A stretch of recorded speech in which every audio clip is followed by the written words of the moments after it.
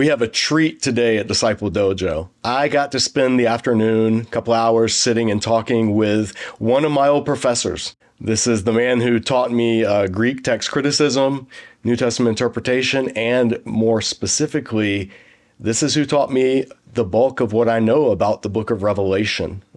Certainly who inspired me in my study of Revelation, apocalyptic, eschatology, and just biblical theology in general. Dr. Sean McDonough, New Testament professor at Gordon-Conwell Seminary up in South Hamilton. We got to sit and talk about all kinds of things.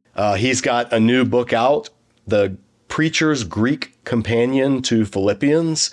There are a number of these coming out. His volume is on Philippians, but he and I believe Jonathan Klein are the editors of this. But it walks you through the Greek text, in this case of Philippians, section by section, lays out the text, gives some grammatical points, but specifically then gives some preaching points.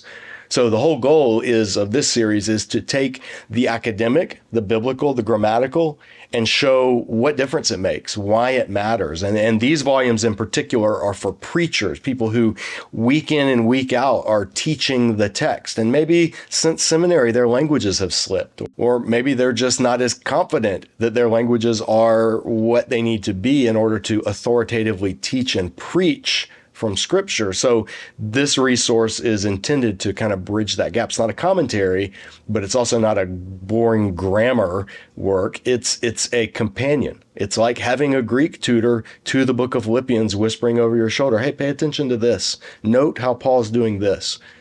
It's really good. I've only read through the first chapter so far, but what I have read has been great.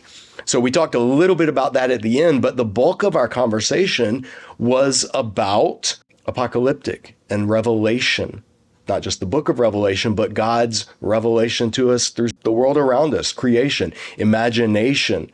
Dr. McDonough is a Tolkien aficionado, and so I asked him his thoughts on the Lord of the Rings movies and the Hobbit and the Rings of Power. And we talked about how imagination is so crucial for Christians and how books like Revelation and other apocalyptic parts of Scripture speak to that aspect rather than to our mental cognitive ability. It was a great discussion. And so before we jump into it, if you haven't already, please, we would ask you to subscribe to this channel and to click the notifications icon. Another thing that really helps us out is financial support. And there are a couple of ways you can do that. Disciple Dojo is entirely nonprofit. We rely on donations. So if you enjoy this interview and other things you see here on the channel and you want to help us out, that would be incredibly helpful. And you can do that at the link here on your screen. Lastly, you can check out our Disciple Dojo store. I'm wearing our sweatshirt, Worthy is the Lamb. This is actually a passage from Revelation. We talk about this in the interview with Dr. McDonough. If you want to get one of these for yourself, or you want this on a t-shirt, or you want a coffee mug that tells you the whole Old Testament timeline, so while you're sipping your tea and doing your morning devotional, you can see the meta-narrative of the Old Testament, Hebrew Scriptures. We have stuff like this and other Bible nerdy gifts here at the Disciple Dojo online store. So check those out. But with that out of the way, let's talk to Dr. Sean McDonough.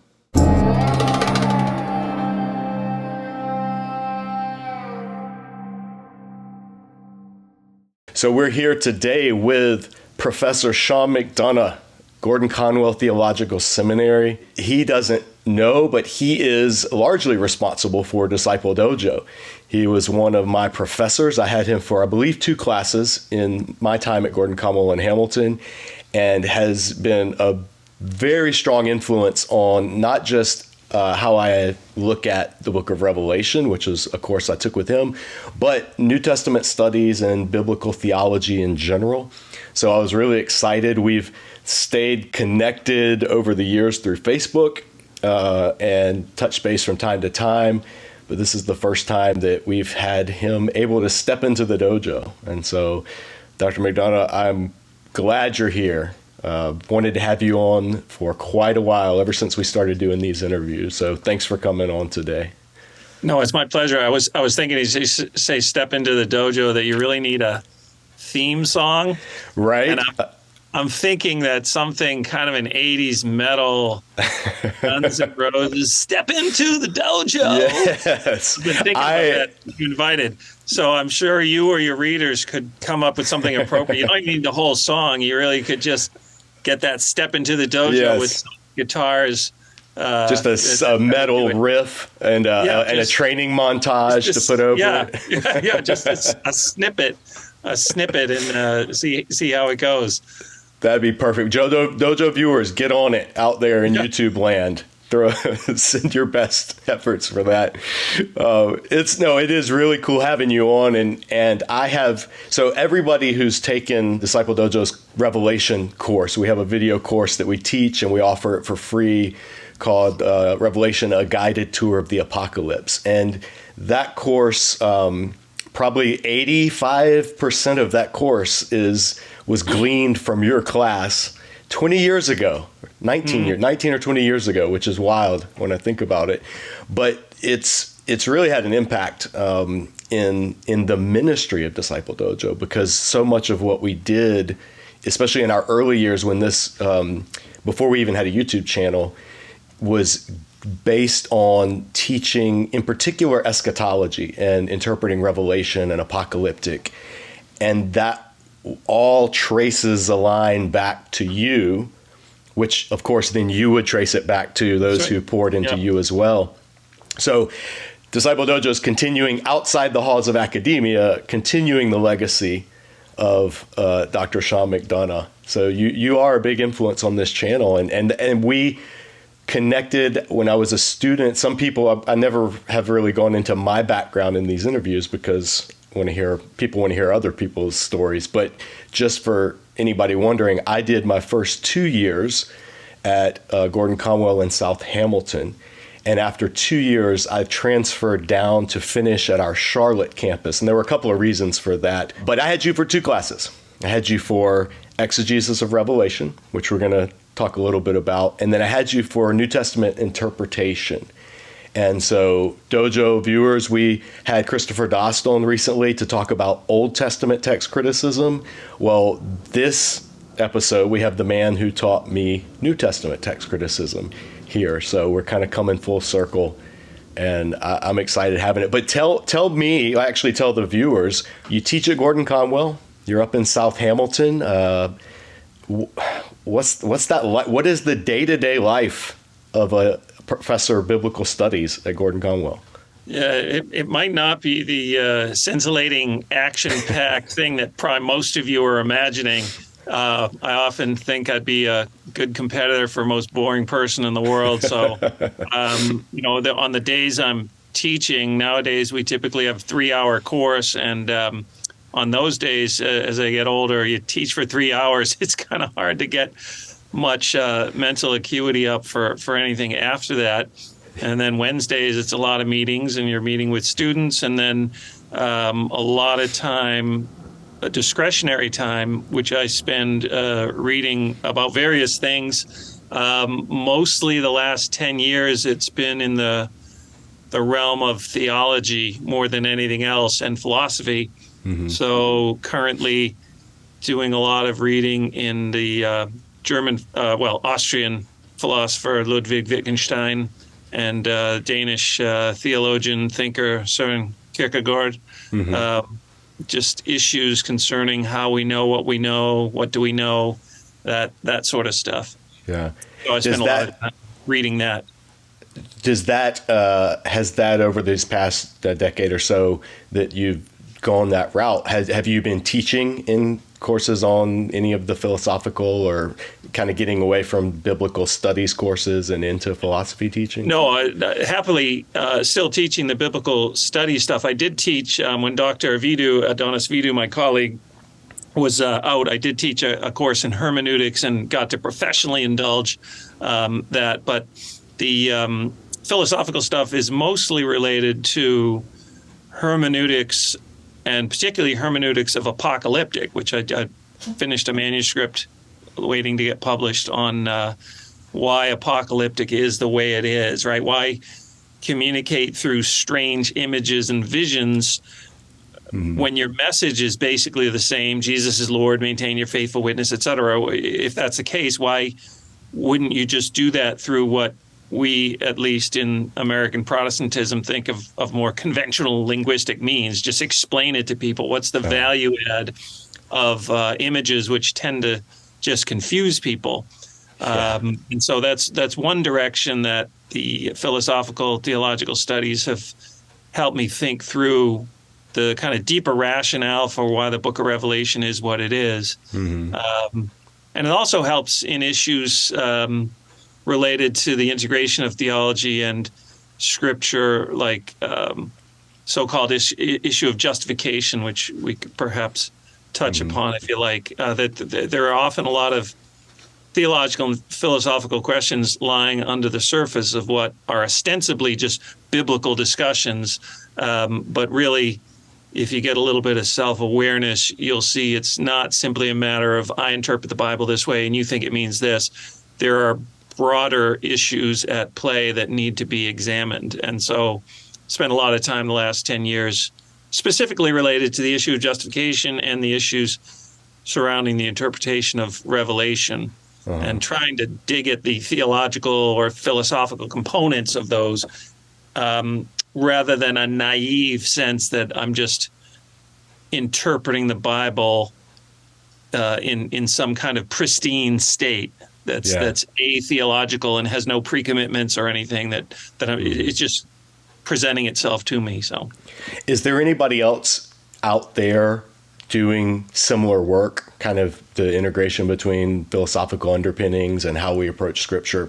Specifically, are there any other biblical scholar trained researchers out there doing this, or are you kind of cutting a new path?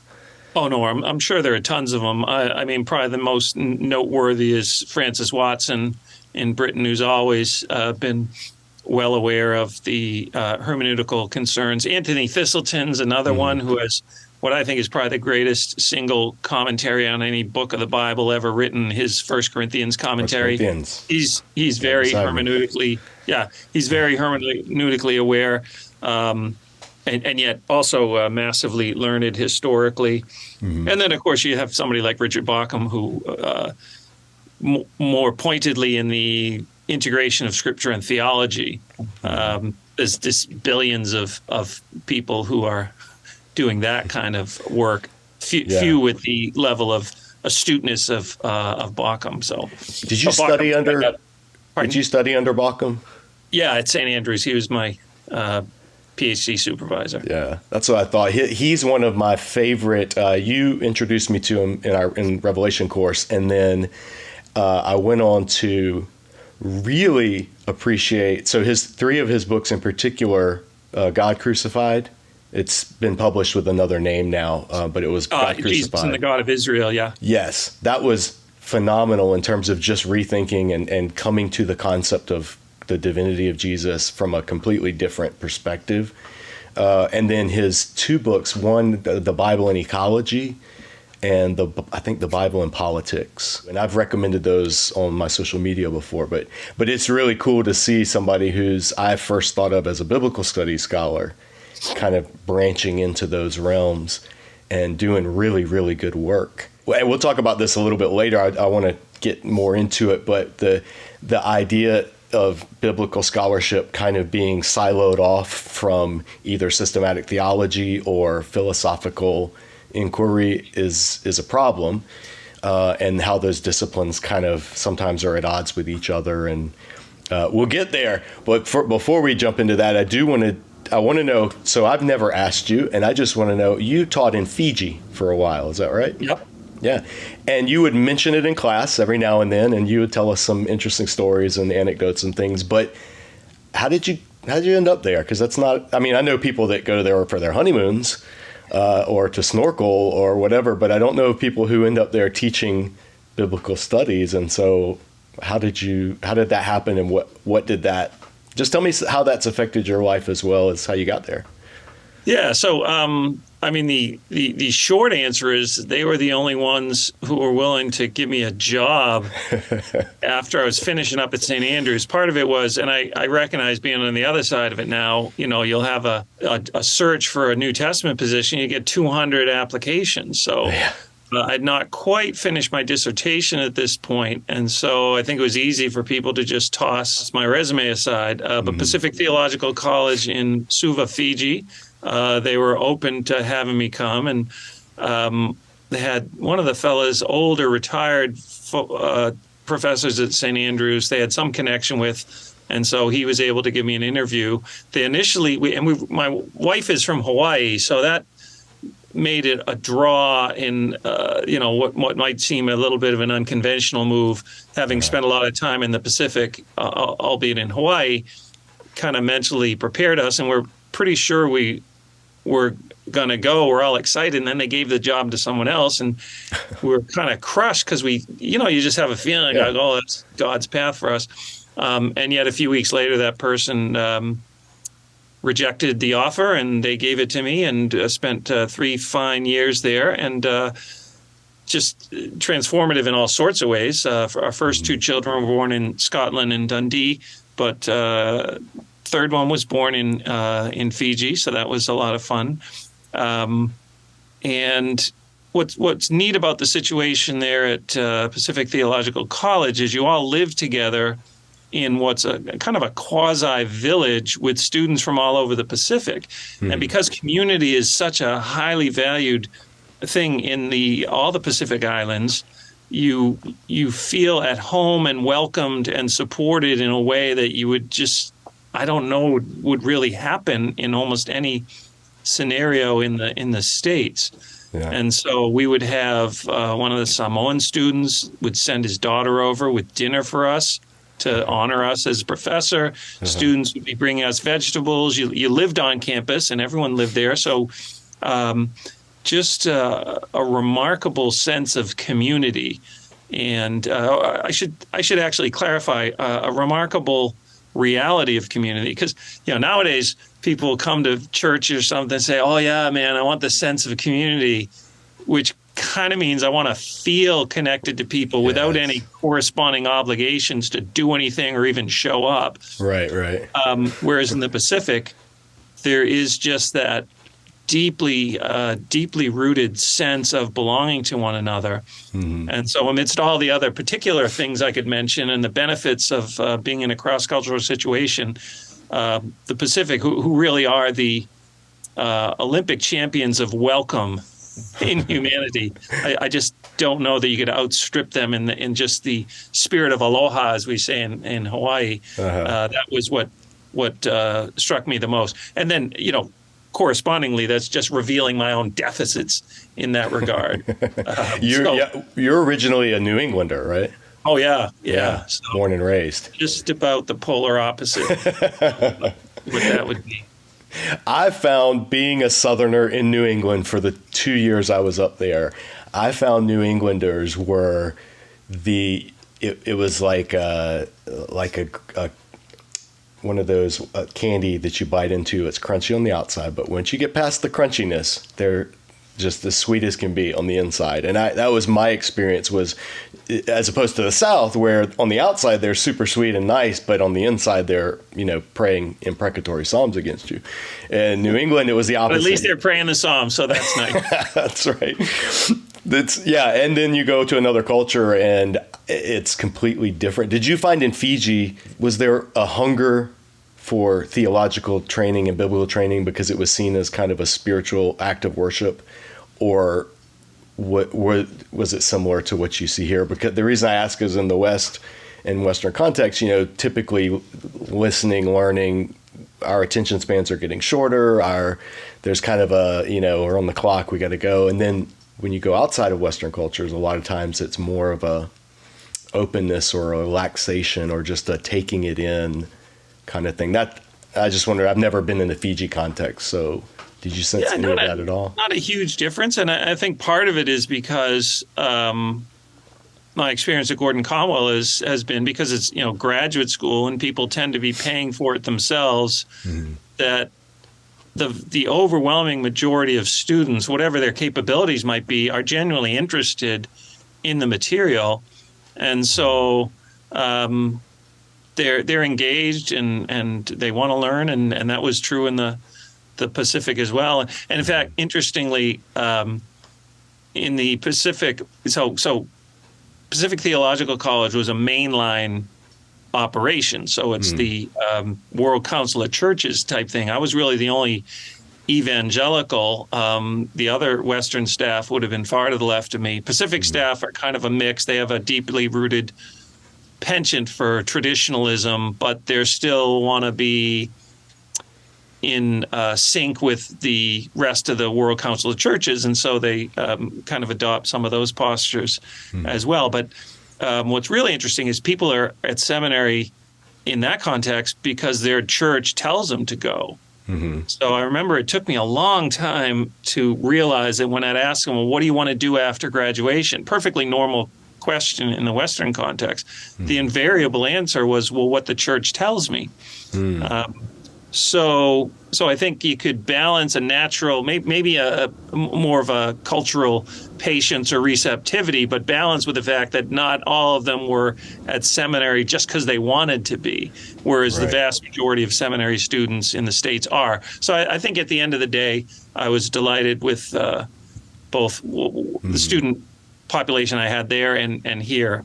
So I've never had what I assume perhaps in some undergraduate settings where you're pulling teeth because the parents sent them there, or they don't care about the Bible, but they have to take this class. That's never been, thankfully, a part of my teaching experience. Yeah, that's all of my teaching experience has been outside of academia, has been to lay people and very interested lay people, but in church settings and even in church settings, there's sometimes a unspoken pressure to keep the cookies on the bottom shelf. You don't want to push people.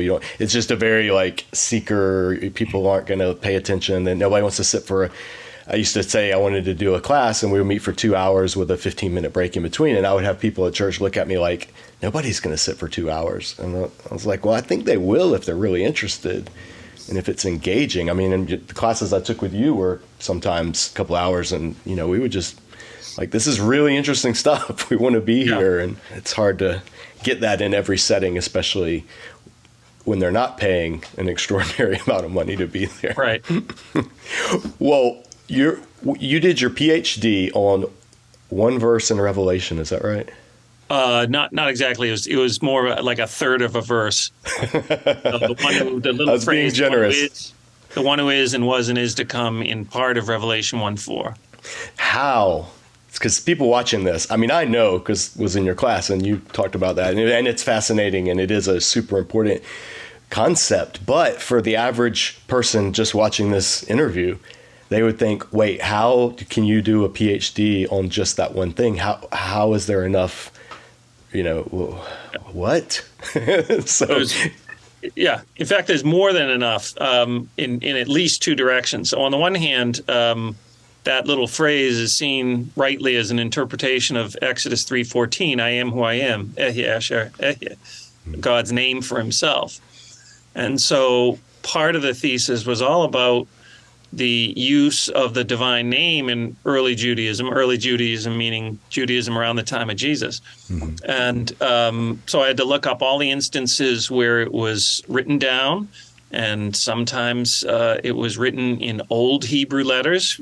Your listeners might not realize that the Hebrew they don't understand when they see it written, is actually the newer script. There's a paleo kind of almost runic, scratchy sort of paleo script.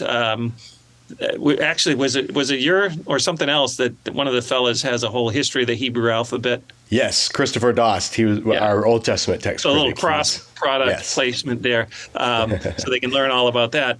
And it was probably in Paleo Hebrew that the name was scratched into the high carven. Let's make it a little more dwarvish. Is carven into the head plate on the high priest. So how did they write it? And sometimes they'd use red ink. At Qumran, I think we have an example of that. And then of red letter, like actual red letter? Qumran, somewhere, yeah, they just kind of put the name in special ink. And then they'd have all kinds of substitutions for it, both in writing and speech. So there was just all this stuff surrounding the sacredness of the name. And I had to try to find the evidence and then figure out why they would have stopped saying the name after all those centuries of saying it. And my speculation, and it can't be more than that, is there are probably a number of interwoven concerns, whether the name was being misused in oaths or taken in vain in all the many ways we might do that. And eventually it probably was only spoken out loud according to its letters, because sometimes it substitutes different vowels for the real vowels, which is how you get Adonai. Again, don't want to get too deep into the weeds there. But suffice it to say, they probably only heard it maybe once a year when the high priest would say it. I suspect they probably heard it during the daily blessing in the temple as well. But they did do a decent job, it seems, keeping that from widespread knowledge. So that's that whole side. But then when we say God is the one who is, you immediately get engaged with a lot of Greek philosophy, where Plato, for instance, will talk about absolute reality as that which always is, right? Justice, truth, beauty, etc. And so I had to take a year with Plato trying to figure out his whole understanding of reality, and particularly how that dovetailed with a Jewish philosopher named Philo right around the time of Jesus, whose life project is to kind of see the Bible interpreted allegorically in his own unique way, merged with Greek philosophical conceptions, especially Platonic ones. And so for Plato, when the Septuagint translates "I am who I am" as ego eimi haon, I am the one who is, he just, I think, saw that as a gateway to join Judaism and Plato in holy matrimony, as it were. That just like Plato, the Bible was speaking about absolute reality. So you put it in those terms, and then it's like, oh yeah, there's more than enough work to do. Busy for 3 years, yeah. Yeah, absolutely. We just did here in Disciple Dojo was Judaism January, and I reviewed and looked at a number of Jewish resources, and a couple of them. One I just reviewed was the Jewish annotated Apocrypha, and there was a lot of discussion in that about the divine name, about Philo, and about that tension that the Jews of the Second Temple period were living under when Hellenism was kind of the dominant cultural pressure and theological pressure that they were feeling. And so it's interesting that the book of the Bible that kind of has the most, or that has the fingerprints of that on it, to me, the most is the last book in the Bible. Is you see that in Revelation bringing those two worlds together, the imagery of Hellenism and cultural concepts that the Greeks were well familiar with, and then deeply, deeply rooted in the Hebrew Bible, in the scripture. So it's a world that I don't think a lot of people have ever given a lot of thought to, because apocalyptic, as you mentioned earlier, is weird. It's hard. It doesn't make sense all the time. Yeah, and it's a shame, particularly where you're just talking about this cultural pressure, which was why the topic of the divine name was really interesting, because it's this juxtaposition of early Christianity, early Judaism, and Hellenism, but with questions of diversity, which I know you're quite concerned about, and very much a part of the cultural landscape. If we just open our eyes to the social realities of the first century, we see that people were constantly wrestling with that pressure of how do you keep your identity as a small, weird little minority group in the face of cultural pressure, which is trying to shape you into a different mold. It's a religious question, but it's also a sociological question. But when you, as I'm sure you touched on, when you read the Apocrypha and those questions of Jewish identity in the Roman Empire or under the Hellenistic empires, It speaks directly to a lot of questions people have. How do I keep my identity ethnically, religiously, sociologically in the midst of these great pressures, which again brings us back to the book of Revelation, where there's intense pressure to conform. Everything comes back to Revelation. It always does, yeah. It always does, yeah. I'm going to be on Friday, I'm going to be interviewing Dr. David De Silva, and we're going to talk about the Apocrypha and about that Hellenistic concept, and we're going to unpack that more. So teaser for viewers that are watching this. He's stay tuned. He's a great guy and a great scholar. So I was going to ask if you guys knew each other personally. Yeah, I know him a wee bit. Yeah. But yeah. We connected at SBL this past year in person, but we've been online friends for a number of years. So I'm excited to have him as two big influential scholars in 1 week here on the channel. I'm like a kid at Christmas. It does come back to Revelation, and not just because that's your area of study and my area of passion and teaching, but also because Revelation, like you talked about, it gives people a glimpse of the gospel in a way that the other gospels don't, and it presents it in a way that captures the imagination as much as the mind and the intellect. Did you find your way to Revelation through the works of Tolkien, or did you find the works of Tolkien through your passion of Revelation, or were they always intertwined? Because you teach a class on J.R. Tolkien, or at least you did when I was there. How does this relate? Yeah, very much the former, because I wasn't even a Christian till I was 18.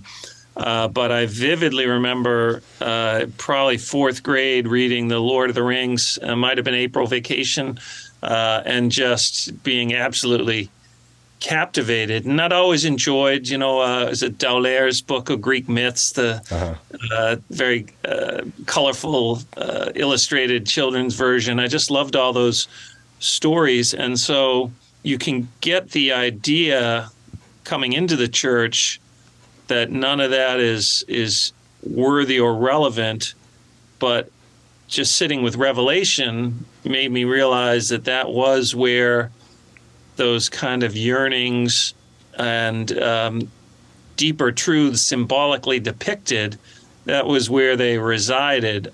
Clearly not only in Revelation. Revelation itself is drawing on Exodus and Daniel and Isaiah and any number of other things. Mm-hmm. But that was where you could get that, for lack of a better word, mythological flavor that I'd always been attracted to, and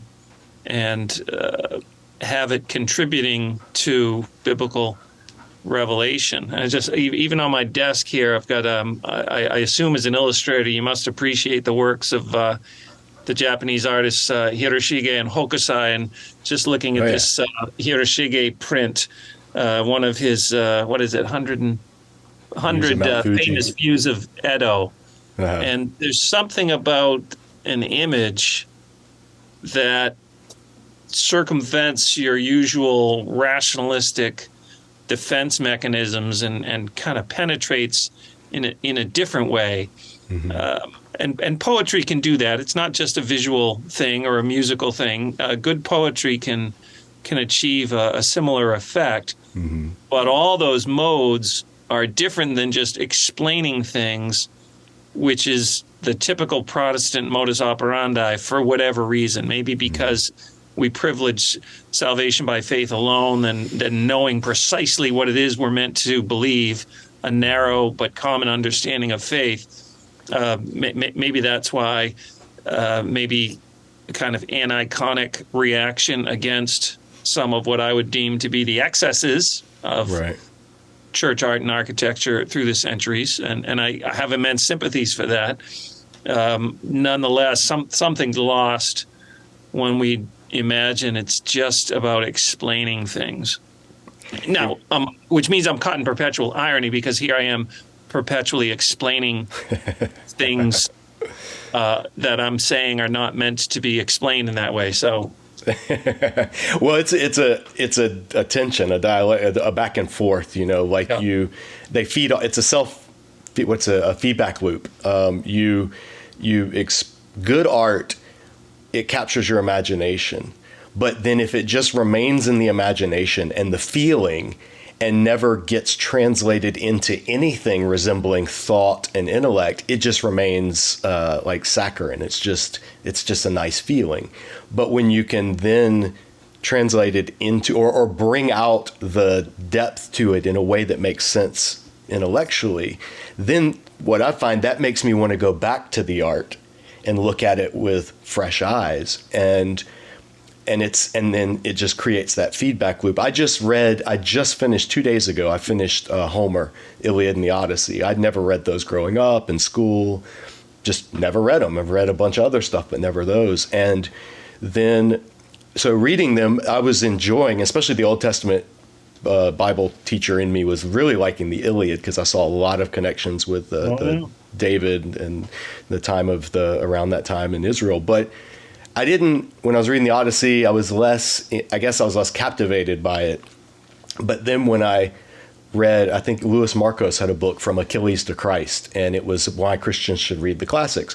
So I went and read his chapters on the Iliad and the Odyssey, and it immediately gave me a depth of appreciation for those books that I, on my own reading, had missed, because I had a competent guide kind of walking me through and giving his view, his opinion. You know, other classic scholars might not agree with him, but it gave me a new appreciation. And I think with good art, sometimes you need that, exactly what you're doing, giving people that depth of appreciation. Like with Tolkien, a lot of people they aren't initially drawn to that world, you know, to the fantasy world. It just doesn't do anything for them. But then when the movies came out, for instance, a lot of people who would never read the books watched the movies. They liked the movies. That made them then go back to the book and read it when they never would have read it on their own. And I think good art and good explanation or depiction, or however you want to call it, can have that effect. But what do you, as a Tolkien fan, what do you think about the movies? And, you know, are you a fan? Are you a hater? Are you indifferent? I'd say Peter Jackson, given economic realities, right? If you want the CGI and the high quality cast and all the rest of it, that you're probably going to have to make some compromises. And so he probably did as good a job as you could do in making a film adaptation.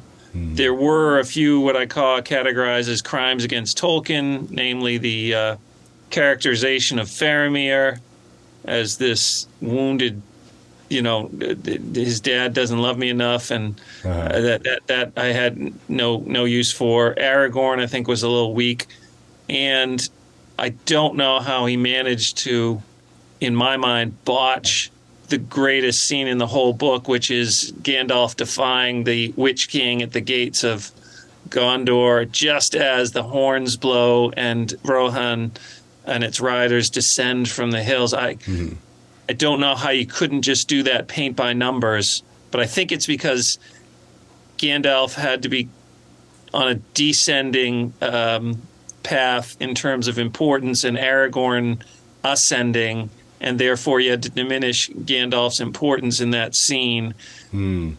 Whereas if you just hadn't weakened Aragorn to begin with, you wouldn't have had to do that. So, but these are, you know, in the great scheme of things, fair. I don't think Denethor needed to.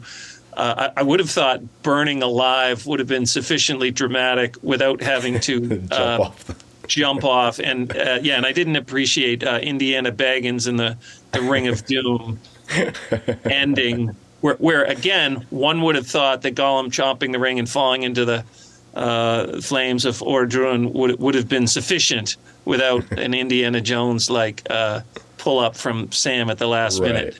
So, but in the big scheme of things, those are probably minor. Those are legit, and those are intercultural. But visually and the casting, maybe Liv Tyler, we might have found someone else, but the casting apart from that was just spot on. You really believed in every one of those characters. So he did so many things so wonderfully well. I should speak well of the movies. I find that the Lord of the Rings movies, I went into the movies having only read part of I had not gotten through the books, and I'd read a little bit, but I bought the book because I knew the movies were coming out. I was like, I want to read the book first, then watch the movie. But then I realized I need to have a visual anchor for a lot of these names and a lot of the concepts and places and stuff like that. Just as a visual person, I needed that. So then when I saw the movie, again, going back and reading the book, it actually is, I got to experience the best of both because I got to enjoy the movies as fresh movies. Right. And then I got to read the book and we're like, well, this is even better than the movies were. So it was kind of, that's the order that I would encourage people, because the book's almost always better than the movies. And so you get more out of it. But then the Hobbit adaptation was the Hobbit, yeah. But now my daughter has apprised me of the fact that there's a kind of viewer's version that takes out all the nonsense and gives you the straight narrative, which again would have been so easily filmable. Yeah. And it's available. You find it various places online. And she, who has very high standards, says it's really good watched that way. So no elf princesses or rabbit sleds or any of the rest of that stuff. Right. That would be, I need to look that up, because that's my complaint against the Hobbit movies, where Peter Jackson took over a project that he didn't start and scrambled and just said, we'll just do it all CGI and just throw in some battles and stretch it out. And the studio wanted 3 and this and that. And it just became a nightmare. That one was crazy because you really could just paint by numbers there with funny, interesting, dramatic scenes, all in, a little bit of rest, a little bit of action. It was just cinematic to begin with. And so one really long picture, or fine, maybe 2, but you could have just gone exactly with what was written. And the characters are fun, there's humor, you don't have to massage it at all. Yeah. But he flabbed it out a bit, and now you got to resort to these home movie cuts. Well, at least they're out there, which is nice. I need to go look at that one now. I'm going to touch the third rail, the Rings of Power. Have you seen it? Were you at all interested, or are you like, nope, not Tolkien, not interested? So the short answer is I watched 5 minutes and realized that if I didn't watch any more, then when people asked me about it, I wouldn't have to say anything one way or the other.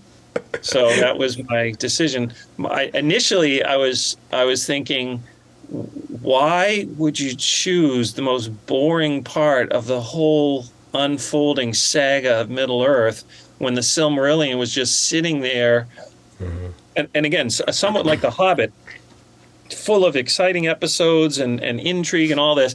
And because the Silmarillion's kind of sketchy in the sense of he didn't fully develop all the characters, dialogue, etc. You had plenty of room for necessary creative input. You could be creative in various ways. And then it turned out that the only reason they did that is because they only had the rights to the appendices of The Lord of the Rings. And so then I felt, which is fine, because the Tolkien estate is pretty tight with giving permissions and stuff. So they may well have thought the Silmarillion was a great film, but they just couldn't afford it, and given it cost $1 billion or whatever to do. So I blessedly have no opinion about the Rings of Power since I haven't seen it. Fair enough. I watched it as someone, I've never read the Silmarillion, and I don't know the lore to any degree. So I watched it without kind of a Tolkien lens and thought, this is entertaining, but this is some really bad writing. Really, really bad writing. The acting, I thought, was great. Game of Thrones last 3 seasons bad, or even worse? I didn't catch the last season of Game of Thrones, so I can't speak to that. But the general consensus was yes, it's similar to that, and it's been analyzed to death by YouTubers who are Tolkien defenders who just eviscerate it. But my critiques of it were, it's just transparently ham-fisted, just bad. Just not quality writing, not bad like nefarious, just not good. So, but the acting and the visuals and the artists and all the people that worked on it did amazing jobs. The writers and the showrunners, I thought, like, well, why did these people get this job? But anyway. So I commend Breaking Bad and Better Call Saul if people want quality. That is a great. I only saw a couple episodes of Better Call Saul. I didn't see it all yet, but Breaking Bad was one of the shows I didn't want to watch at first because for some reason I had it in my mind that it was like a mafia crime show. I had no idea what it actually was. There is that dimension to it, not mafia, but yeah. Yeah, no, I thought it was like about. I didn't know it was about this character and his entire descent and. I agree. It's I think one of the best TV shows ever made. Breaking Bad. Yeah. It's that good. It rises to the level of Greek tragedy, and I don't say that about much. Having the deepest respect for Sophocles and Aeschylus and all the rest of them, but Breaking Bad is really, really tremendous. Yeah. It is. I took a road trip out west one time, and I drove through Albuquerque, and I stopped at the car wash. Oh, right. Took a picture I had drawn a picture of Walter White for a friend of mine, and so I took a picture of that, what I had drawn, and sent it to him. I was like, I'm at the car wash. Yeah, if you haven't seen Breaking Bad, this has nothing to do with biblical theology, but it is just quality storytelling at its finest. Although I think it has, if you ever want to see a portrait of what sin is like, it is as grueling and extended portrait of bad decisions that sinful people make that spiral and snowball. Yeah. So I think it's, and the best art is profoundly moral in the broadest sense, right? Or spiritually instructive. That's kind of what makes it great art. Are you going to teach a class on the theology of Breaking Bad? Oh, not a whole special seminar. I'll use the clips in Revelation. Oh yeah. Or a clip. I try to have a variety of film clips at the beginning of each class, and so I've shown Breaking Bad, a little bit of Lord of the Rings.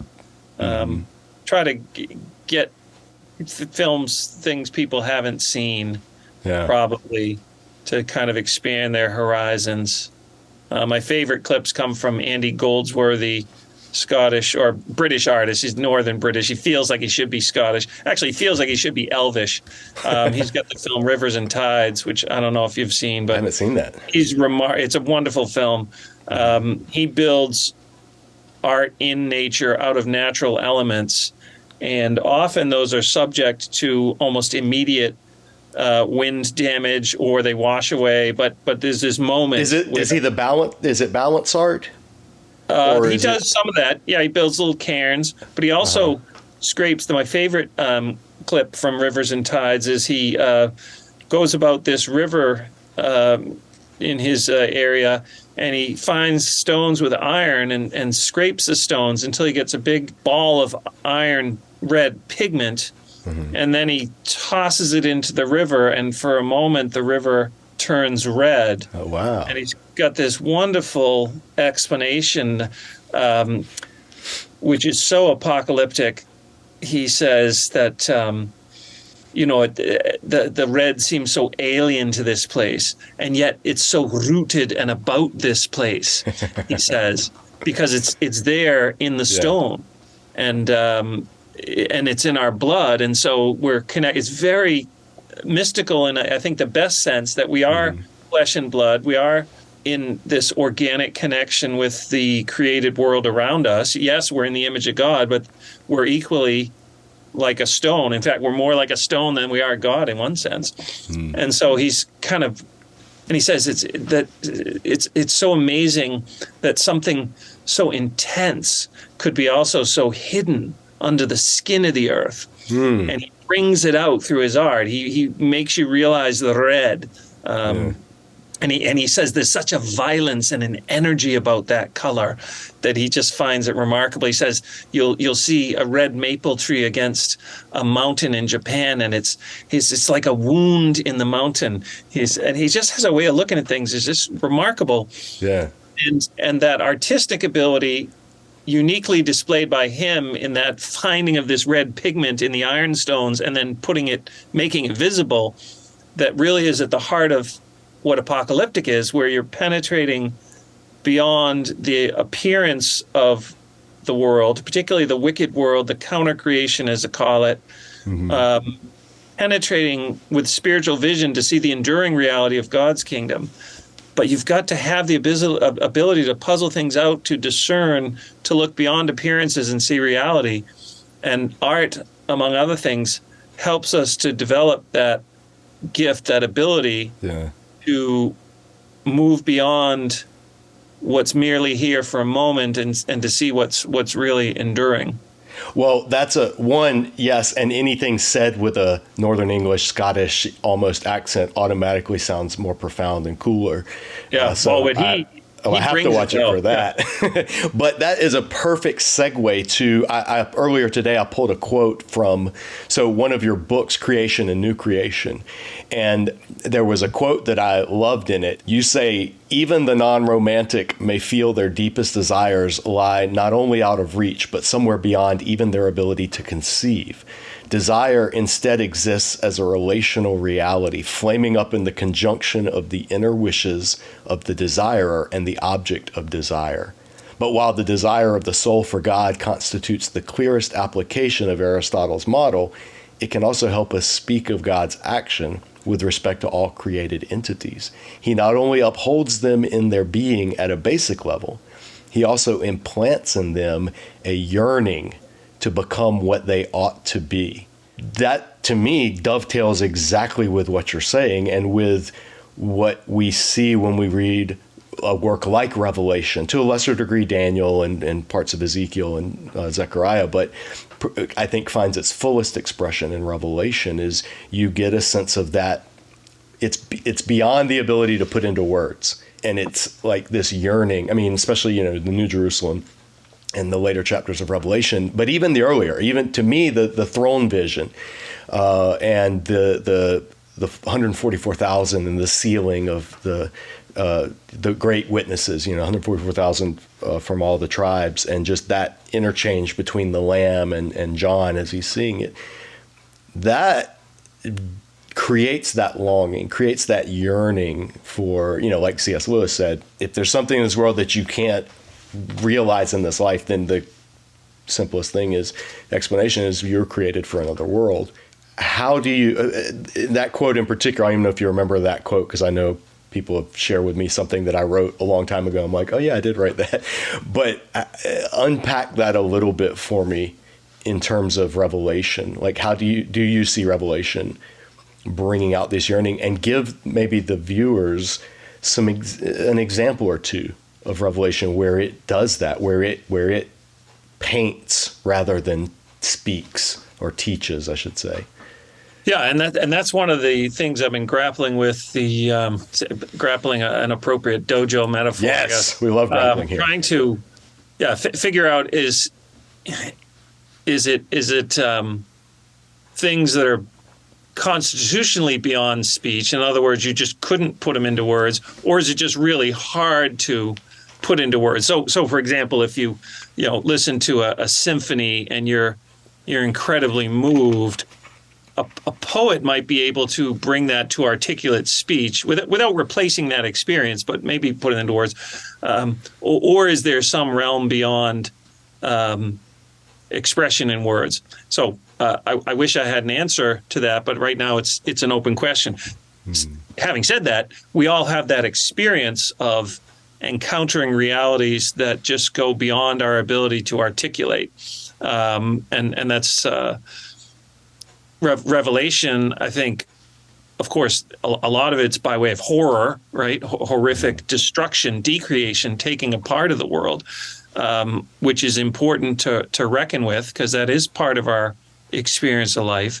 But I think the visions of the throne that you touched on in the New Jerusalem really do gesture towards a dimension of reality which we know is there, but we can't just grab hold of it.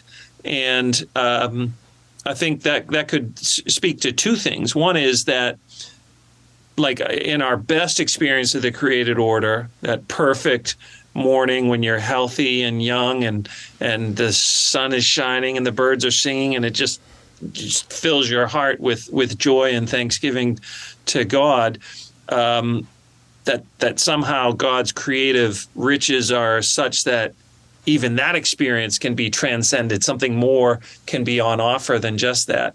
But it also speaks in and through that to the absolute infinitude of God, who is inexhaustible and who therefore will always offer the worshiper more than they currently are able to take in. And the end of the very last quote there in the Creation, New Creation book from Gregory of Nyssa talks about that you will just have this continual new appreciation for God because of his infinite greatness. The one thing I will stress, though, whenever we think about another world or a dimension within this world, is created reality is not a barrier to that. Created reality as such is not a barrier, but a gateway. Mm-hmm. And the new heavens and new earth is the fulfillment and consummation and bringing all that stuff before God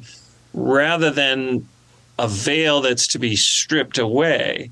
Mm-hmm. And the illustration I like to use, and you'll appreciate this, is the grain offering in Leviticus 2, little lady baking a cake for Jesus, as I like to say.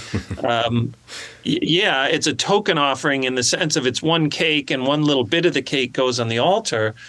But the point of that is not that little bit is all that matters in life. It's that the whole of life is lived before God, his gift of the land, his gift of labor, his gift of the ability to do all the things that we do. And we bring a token of that in the grain, not we literally nowadays, but the Israelite would bring the grain offering as a token of the whole created order that has given rise to this this bread, not rising bread, because that would involve yeast or leaven, but given the opportunity to offer a portion. And so I think people often have a misunderstanding that the created order is somehow a barrier to God. Now, it's true that in our idolatrous state, it can become a barrier, which is one of the reasons God permits it to fall into disarray and decay. So we recognize that it's God and his ordering word, which is primary, not the thing itself. But that's really no fault of the creation.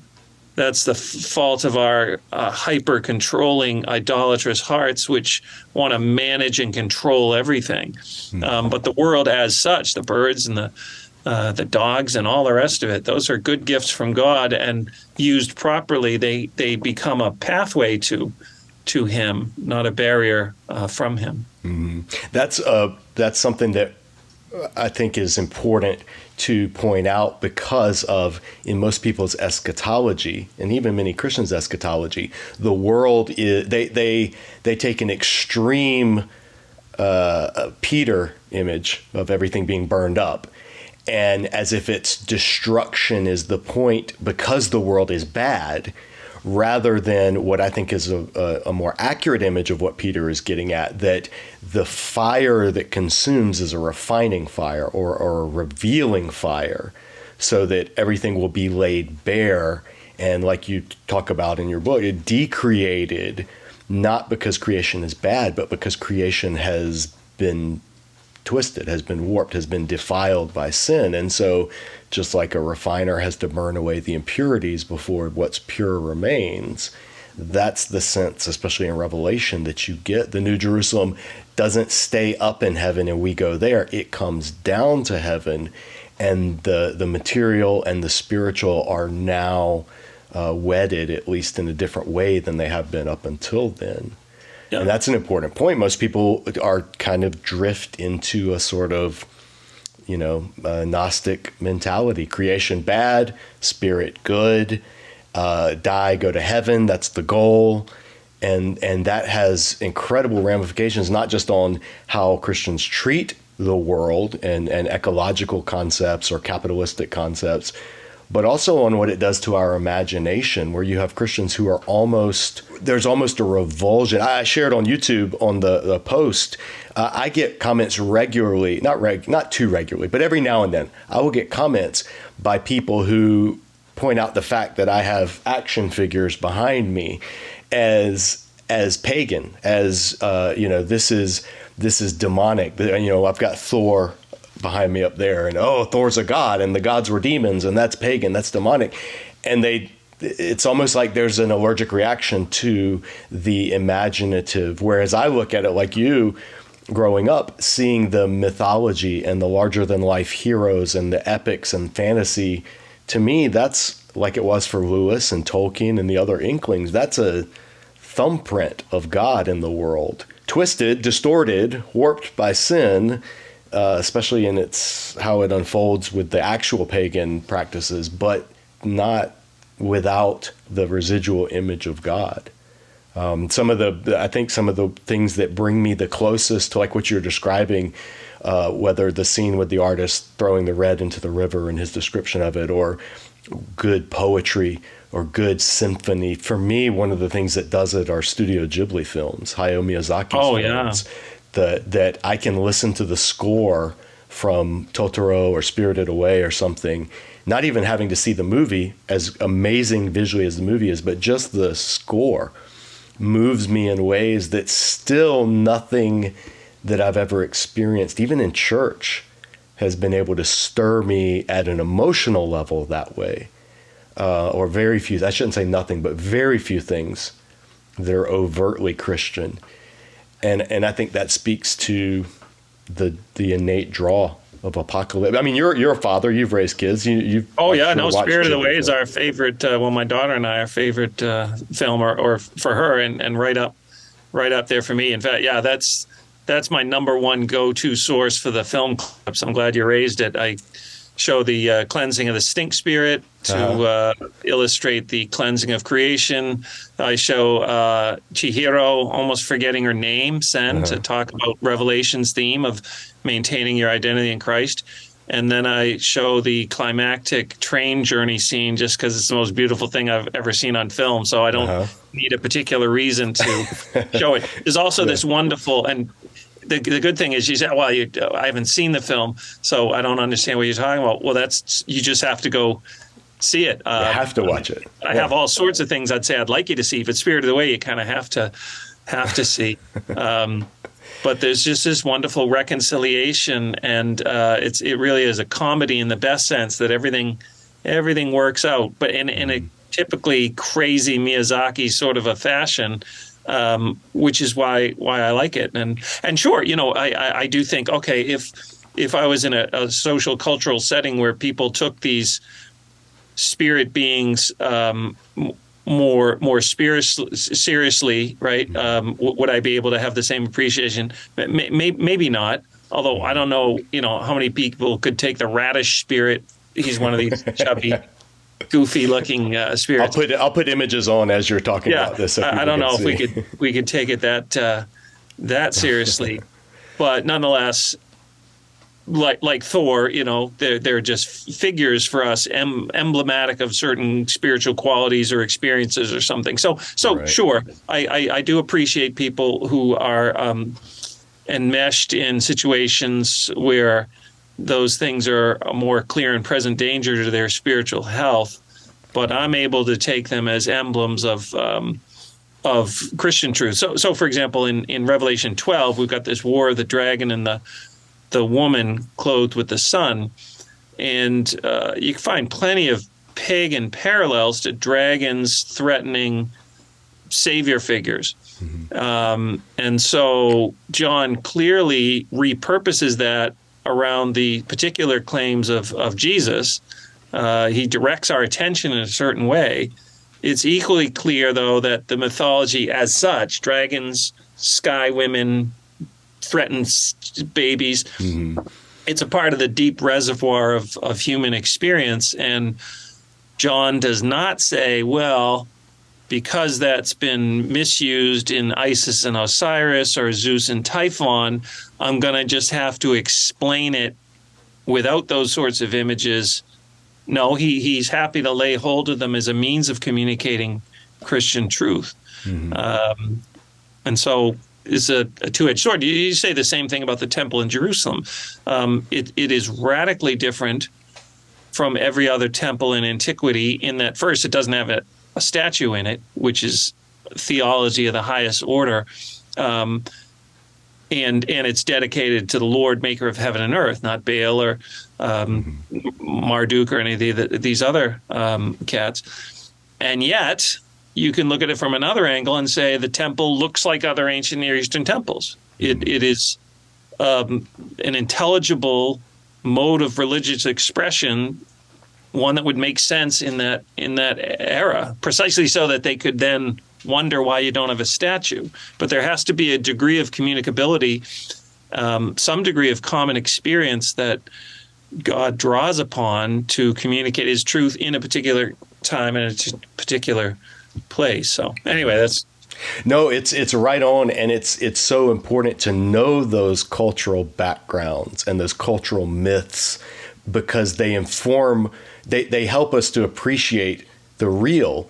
And what Scripture is doing with it. Last summer, our whole series here at Disciple Dojo was on the ancient Near East backgrounds of the temple, the sacrificial system, the priesthood, dragons, that whole thing of the chaos monster.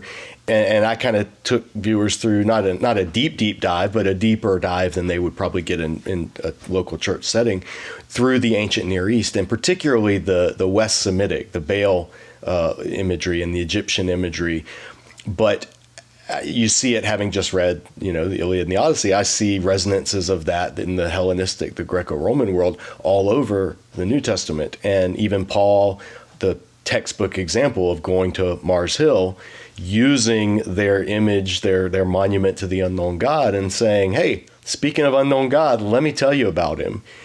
Well, if Paul had not read any of the pagan poets, if Paul was unfamiliar with the culture of the Greek gods, then that would be an opportunity lost to make that bridge. And so when people on Facebook, sometimes they'll post, they only know about me from Disciple Dojo, and I'll post something from a comic book, and they're, well, what's up with comic books? Why do you read? And I'd say, well, that's comics, or the Marvel comics from the golden or the Silver Age to the Bronze Age. So the late 60s to the mid 80s, to me, is the equivalent of the heroic age in Greek culture was to the ancients.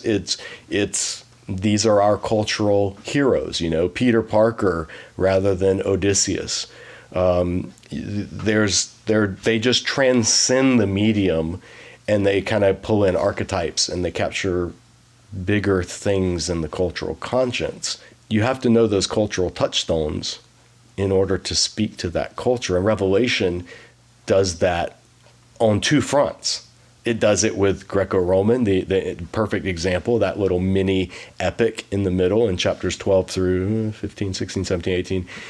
And then it does it with the Old Testament imagery, with the biblical imagery. I mean, one of the things I learned from you in your course was just how rooted Revelation is in Exodus imagery, Ezekiel imagery, everything from the seal on the forehead, the plagues, the decreation. Well, that's what the Exodus plagues were in Egypt. And now Revelation, it gets blown up to a larger scale.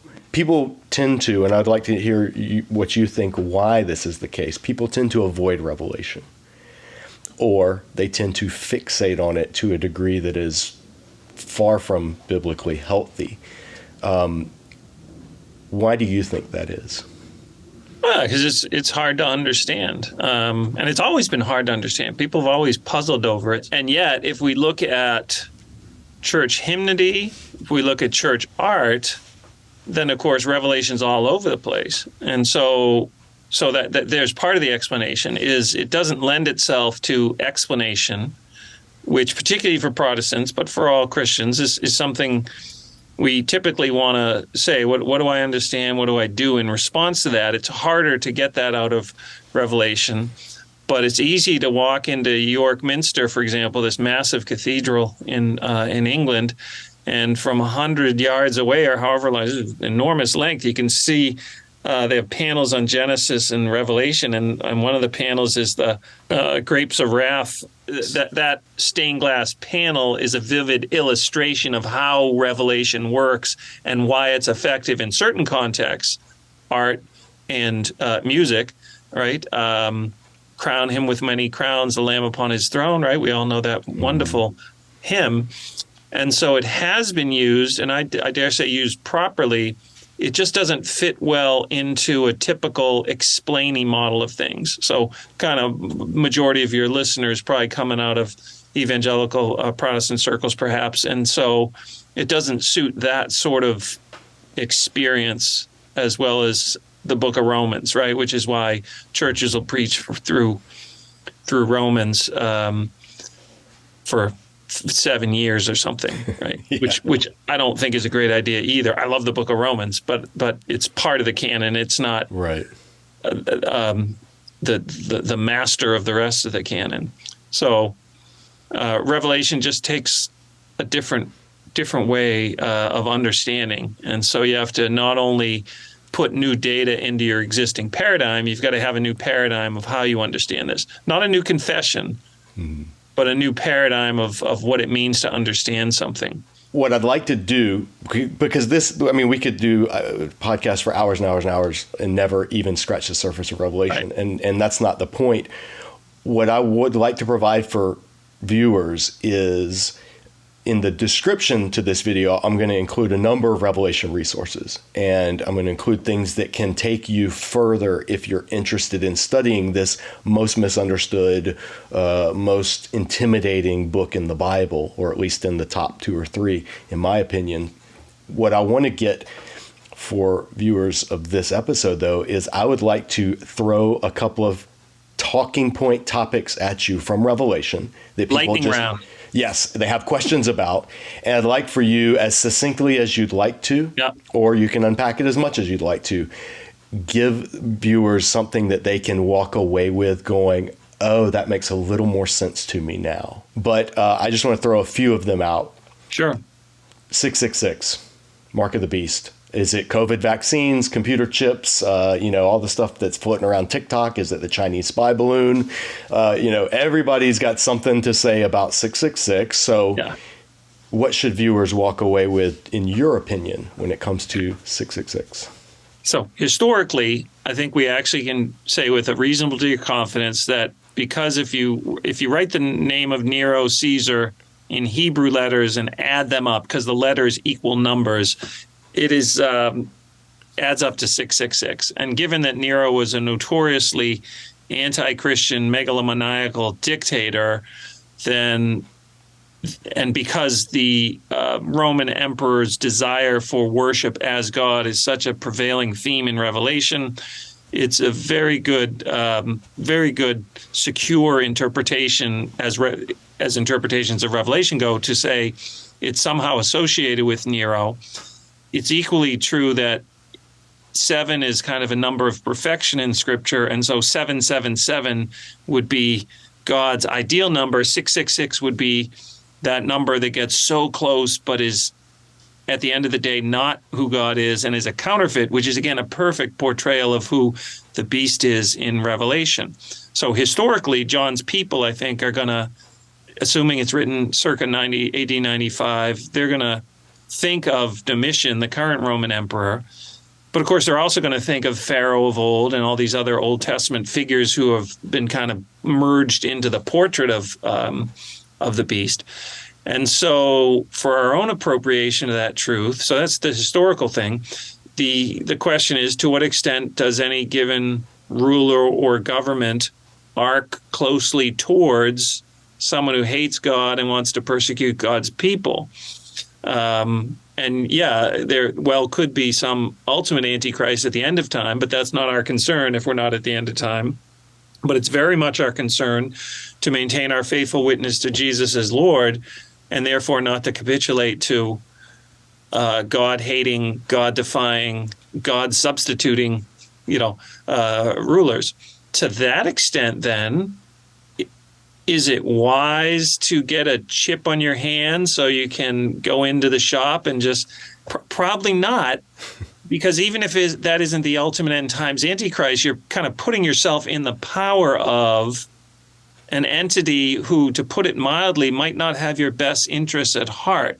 And so I think we can back off of the this equals that thing where the code equals the mark of the beast full stop, but we don't have to, for that reason, see 666 as purely a historical fact related randomly to, Nero and those Christians there. There's a spiritual lesson, which is your economic life, your social life needs to be conducted in such a way that you honor God in all that you do. And so you got to be careful about compromising. And one fun fact, of course, is that everybody's worried about getting the mark of the beast on them somewhere. But the saints have God's name written on their forehead, which is, to me, as clear an indication as you could wish for the fact that this is a spiritual reality more than a physical reality. Yeah. But as I say, sure, if somebody wants to literally brand your skin as a marketing opportunity or as a high-tech convenience, then yeah, you should be wary of that. A very balanced answer. Right. And to the extent that your social life and your economic life demonstrate the values of the kingdom, that's good. And to the extent it demonstrates the values of a satanically deluded, sinful consumption mania humanity, well, do you need a physical mark to demonstrate that? Or are you sufficiently beast-like in your behavior that you might as well have 666 on your forehead? That's the challenge, is the reality of the ethic of resistance to evil, the counter-creation, as I call it, where people try to make the world in defiance of God and his ways. The physical mark in the vision is just the outward expression of an inward reality with knock-on effects in your behavior. Yeah, I love it. That's a lot to chew on. And viewers, I'm going to put some resources in the description, like I said, so that you can go further in that, including our own superhero seminary video here on 666, where Professor Beastman talks all about that. The 144,000. Who are the 144,000? So my interpretation of that, which is shared by many, including my mentors Greg Beale and Richard Bauckham, is that they represent the ideal people of God, Jew and Gentile gathered in the church. Because 12, you got in the vision of New Jerusalem. New Jerusalem is marked off by the names of the 12 patriarchs and the 12 apostles. My math skills aren't great, but I can multiply 12 times 12, get 144, and 1,000 is, a ton. So 144,000 equals an ideal portrait of the church, and particularly in view of the census and I think it's a census counting up of the tribes there in chapter 6. And then they reappear on Mount Zion with Jesus. It's a picture of what in old times used to be called the church militant, the church as a gathered army here for the eschatological war, but they wage war not with physical weapons, but with the weapons of the Spirit, to borrow some language from Paul. And I commend to your viewers one of the best documentaries ever made, Weapons of the Spirit, by filmmaker Pierre Sauvage, a Frenchman who was born as a Jew in a little village called Le Chambon-sur-Lignon, which was a French Huguenot village of 5,000 or so people who sheltered 5,000 Jews during the war and kept them safe from the Nazis. And he wanted to find out, and he was a baby born in those circumstances. He wanted to know, how did this happen? And they knew the experience deep in their history of persecution. They knew their scriptures and knew that they had to help people. In fact, there's one charming scene where he's interviewing this old farming couple who had sheltered Jews. And he says, why'd you do it? And they kind of shuffle and look at their feet. And the guy says, c'est normal. It's normal. It's like, what else would you do? Resist Hitler at the cost of your life potentially, but that's how normal life ought to behave. And the pastor, André Trocmé, had preached this kind of resistance, this ethic of resistance, and preached that they wage war with the weapons of the Spirit. And there's the beautiful hymn, not with swords loud clashing, not with bang of drums, with deeds of love and mercy, the heavenly kingdom comes. Oh, that's beautiful. I get choked up just thinking about it. Yeah. So, we are militant people. We are warriors, but we're warriors who wage war with the weapons of the Spirit, walking in the way of Jesus. Bauckham suggests following him wherever he goes, meaning keeping our faithful witness to the point of costing our lives, if that's what it takes, in sacrificial love, even for our enemies. Yeah. That dovetails right into the next one I was going to ask you, which is the lion and the lamb. What's up with the lion and the lamb? Because when he's introduced as a Lion of Judah. Behold, he comes, the Lion of Judah. You know, people make banners with the lion and the might. And when Jesus comes back, he's coming back as a lion. But then for the rest of the book, he's the lamb. And so what? How is the lion the lamb? What sense does that make? Yeah, I remember seeing a poster. The Lion of Judah has triumphed, ... Revelation 5:5, or I think that's the verse. Big picture of a roaring lion. Terrible poster, because they should have a picture of a slaughtered lamb, because that's the paradox John wants us to appreciate. Jesus is the descendant of David, more pointedly, the descendant of Judah's rule, and that leonine imagery from Genesis 49. Leonine, just a fun way of saying lion-like, but it just sounds so nice. It sounds more sophisticated. Yeah. So he is that, but John hears the lion, but he sees the lamb, and so the lamb interprets the lion. The way in which Jesus conquers is the way of the lamb, the slaughtered lamb. And we, as his people, are to walk in that same way. We tend to sometimes think of the sacrifice of Jesus as simply Jesus doing what we can't do, namely dying for the sins of the world, which of course is true. He does die for the sins of the world, and we can't. But Jesus also does what we must do. He's our example. He gives us the path, and he couldn't have made it any clearer when he says, take up your cross daily and follow me, or love your enemies.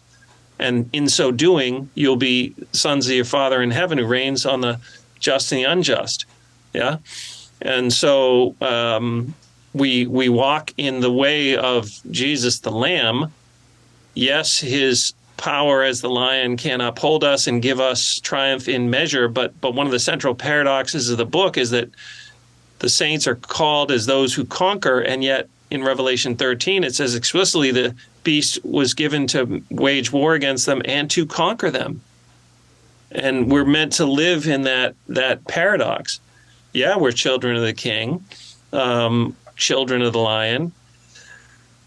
And sometimes we see that miraculous triumph over the forces of evil, but more often than not, it's walking in the way of the cross. That the way up is the way down. We need to be humbled with Jesus before we're exalted. And Paul, the apostle, makes that as clear as anything could be in his entire life and disposition in theology. 1 Corinthians, 2 Corinthians makes that point with particular clarity. So we're looking at, again, a unified New Testament vision, just expressed in dramatic visionary terms by Revelation, but Paul is giving that same message, particularly in the Corinthian correspondence. Mm-hmm. It's I think the heart of the book, or the hallmark of the book of Revelation is how, and you taught me this, it turns everything on its head, and it subverts every expectation from both Greek and Jewish expectations, and shows how the gospel in reality, and it's just what Jesus said while he was here on earth, is the first will be last.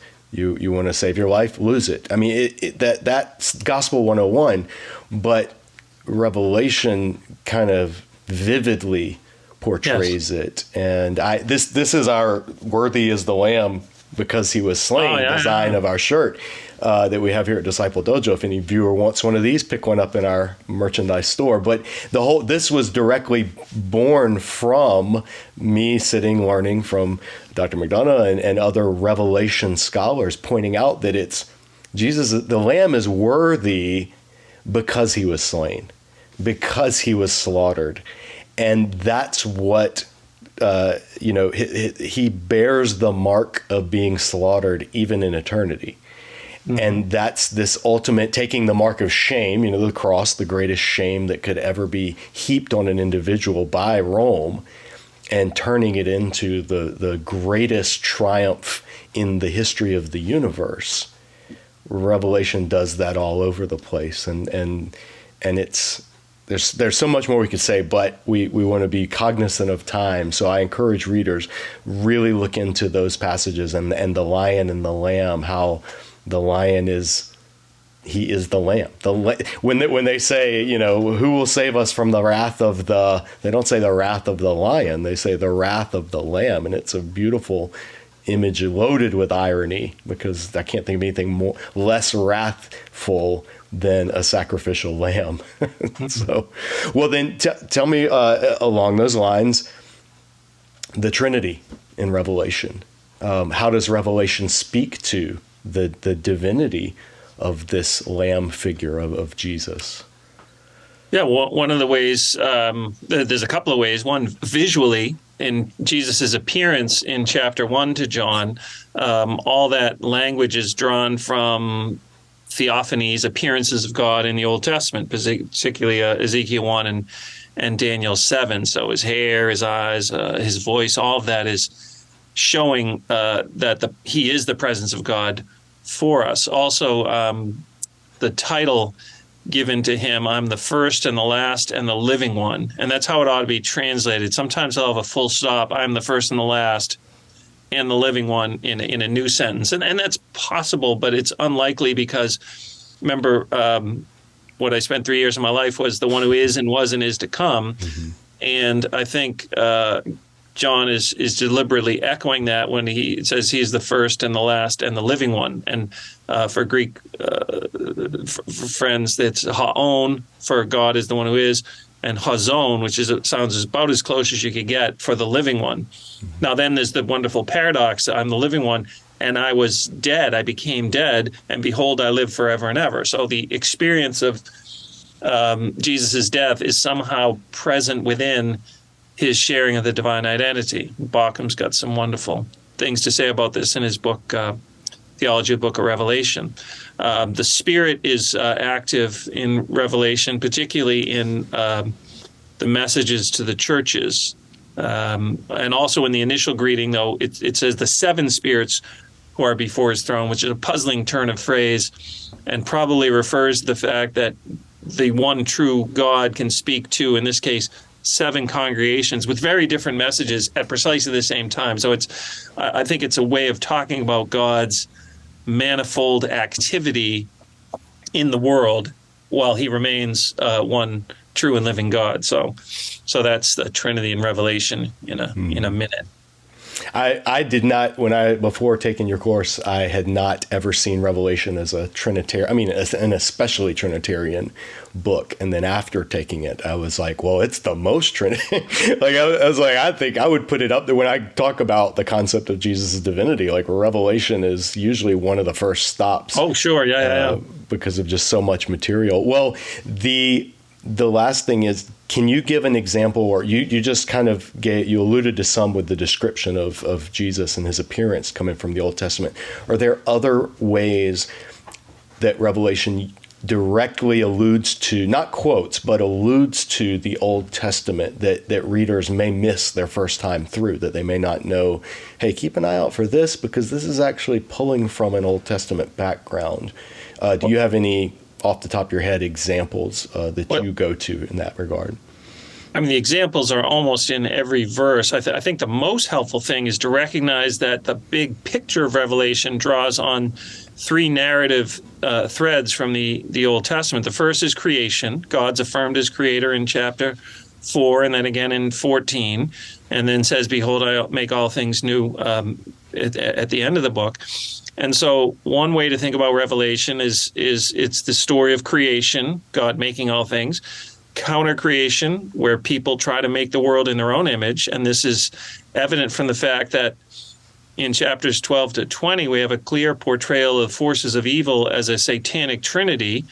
The dragon, who's a fake of God the Father, the beast, the first beast, who's a fake Christ, an antichrist, though John doesn't use that exact term, and the second beast, who, like the Holy Spirit, speaks on behalf of the other two, but in this case, of course, it's all lies and propaganda.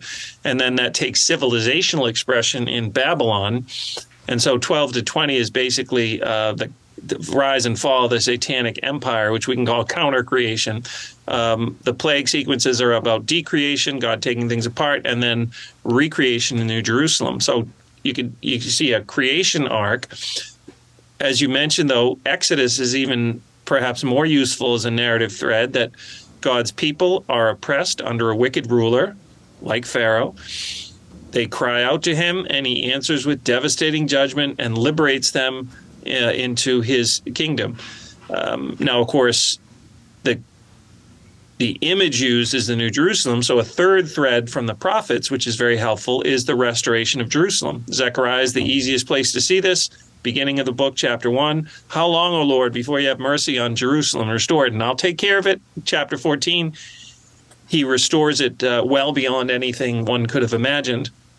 And so whether it's Isaiah, Ezekiel, Zechariah, Revelation can also be seen as the restoration of Jerusalem. So creation, Exodus, restoration of Jerusalem, time all together, you get the book of Revelation in a nutshell.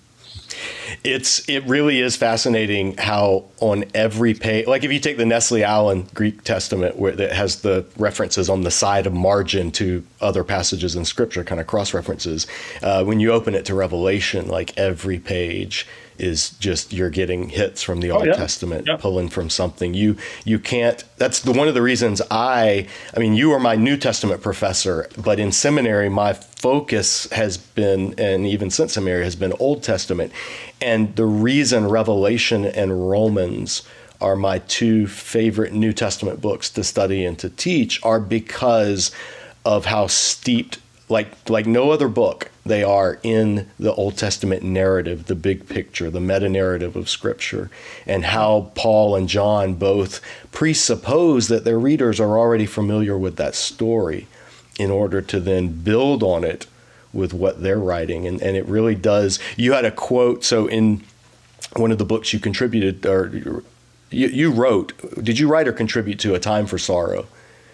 I wrote one of the articles and then edited the rest. Okay, yes. In that book, you had a quote in your chapter that said, the Old Testament was not like the first stages of a lunar rocket, dropping off into the ocean once the gospel module reached a sufficient altitude. Rather, the Old Testament was the foundation upon which the witness of the church was established. Now, I love that quote for two reasons. One, I love astronomy documentaries, space documentaries, the Apollo. I geek out on that stuff. So that was a great image to think of is the whole point of the module, for those that don't know, is to be the fuel that gets the rocket. The rocket has the fuel that gets the actual module into space. And then once it's there, it drops off back into the Earth and either burns up or it's recovered or whatever. And then on the lunar landing, the lunar was to get them down there, and then they blasted off from that. And so it was done. There was no use for it.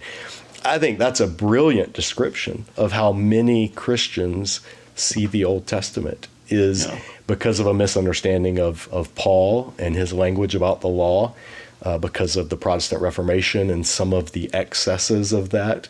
The Old Testament becomes just, we don't really need to go there anymore. The new has come. And it's a kernel of truth. The book of Hebrews is very big on that in former times it was this, but now this.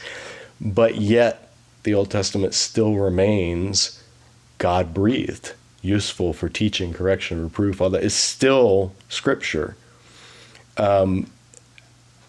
How, as a primarily a New Testament professor of biblical studies, how do you get Christians to see the Old Testament as more than just the module that's fallen off and we've got what we need? Well, I think we got a taste of it in the treatment of the Leviticus and the offering, is that people tend to reason because Jesus is the ultimate offering, which indeed he is. Therefore, everything with respect to offerings is no longer of any interest. And I just encourage people to think the exact opposite. It's precisely because Jesus is fulfilling these things that studying these things and their intent in their historical religious context helps us understand Jesus better. And it's kind of a crazy commentary in Leviticus, but it's kind of awesome too, is Ephraim Radner, who himself grew up in Jewish context. He's got just a wonderfully relevant and thoughtful commentary on Leviticus and how it helps us to see how it contributes to Christian faith. So I think, and I think as a rule, rooting oneself as you do in the realities, social, cultural, economic, religious of the Old Testament world really does bring it to life. And then you can see what the lesson is that's intended. And sure, we always refract that through the lens of the Messiah's advent, but it enhances our understanding rather than being, detritus or things we have tossed aside. And again, Hebrews can take a negative stance because he's got people who's, again, clear and present danger of actually thinking that these sacrifices are going to save them and rejecting Jesus in the process. Hopefully most Christians aren't in that position and therefore can benefit from studying what the sacrifices symbolize. Well said. Couldn't have said it better. Yeah, the more Christopher Wright, I think, knowing God through the Old Testament, knowing Jesus through the Old Testament, rather, touches on that. His quote, he says, when I read the Old Testament scriptures, I am getting closer to the heartbeat of Jesus than any archaeological artifact could do, because these are the songs he sung, these are the prayers he prayed, these are the depths of wisdom that he, and I think that's, I don't know why, well, it's just New Testament's easier in a lot of ways. It's closer to us in time, and it's closer to us in culture, at least the Greco-Roman aspects of it, than the ancient Near East, which is just this weird esoteric realm that kind of only the crazy people venture back into. Right. And yet I find, because it's more fleshed out, the Old Testament does deal wonderfully with just the bumps and bruises and perplexities of life. I mean, Job is the ultimate example, probably my favorite book of the Bible, but Jacob, he's such a rascal, and you think, how could God use him? And then if you stop and think about it, you say, well, I guess how could God use me? And it's a hopeful story, precisely because it shows all the problems. The New Testament's shorter, and Peter has his issues, and Paul initially, but you really get these extended portraits of people in all their glory and all their shame, and so it can touch our actual lives, not our imagined Christian lives, pretty readily. And again, Christians instinctively know that. They know David's story and they learn from it, and so maybe it's not as bad as we sometimes imagine it to be. They theologize their way to try and make the Old Testament more obscure, but then it turns out practically they still rely rightly on these stories for spiritual edification. Yeah, I think we all have a sense of this stuff's important. It's just making the jump from the storybook version of, say, David to the actual text, what we read when we read Samuel and Kings and those narratives. Well, then this kind of bleeds into our last topic that I wanted to chat with you about, which is getting from the text to the lived theological experience.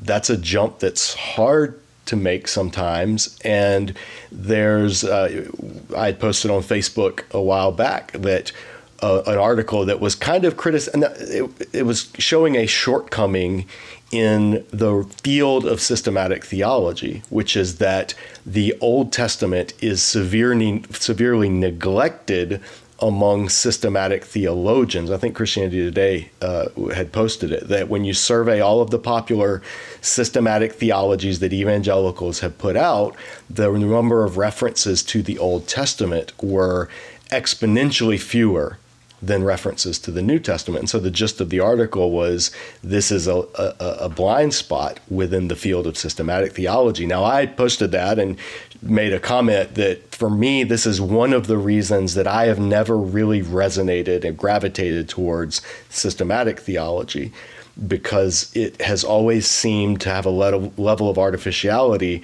or a level of being removed from the text that I never It just didn't really resonate with me. Now, a friend or somebody on Facebook took that, who this person was studying or did study systematic theology, Ph.D. level, and took that as, oh, well, here's just another slam on systematic theology from the biblical scholar crowd that, constantly we're being told our work is, useless, or at best it's a distraction, or it's not faithful to the text, or this and that. Kind of took it in a direction that I never intended, but looking back, I'm like, okay, I can see that, because there is this tension between systematic theology and biblical theology. And then, of course, other, philosophical theology, historical theology, but those tend to be sort of the two that have the tension. And your work, particularly creation and new creation, to me, could not be categorized by either of those labels, because there were chapters in it that were straight biblical theology, tracing a theme through scripture. But then there were chapters where you got heavily into the historical interpretations and the church fathers. And then there were chapters where you talked about the philosophical concepts or ideas within creation, within eternity, even thoughts on time and timelessness. So you are I think a good person to kind of give us some advice on blending these areas of study, because I think you do that really well. So what are for the average viewer who doesn't know that there is even a difference between systematic theology and biblical theology, give us a little primer, and then how do you navigate holding those worlds together? Sure. So, one thing I always say is, if you got life, you got troubles. And I also like to say there's danger on every side. So people imagine that if they take one position, I'm going to do biblical theology, that suddenly all my troubles are over. I'm going to do systematic theology. And so I'll equally critique both, right? So many people rebel against systematic theology, so-called, for a couple of reasons, legitimate reasons. One is some bad systematic theology, of which there's much, will, on the one hand, act as if they really do have a system which it just explains everything. And for that reason, something like the book of Job is troubling, because the whole point of the book of Job is you don't understand anything.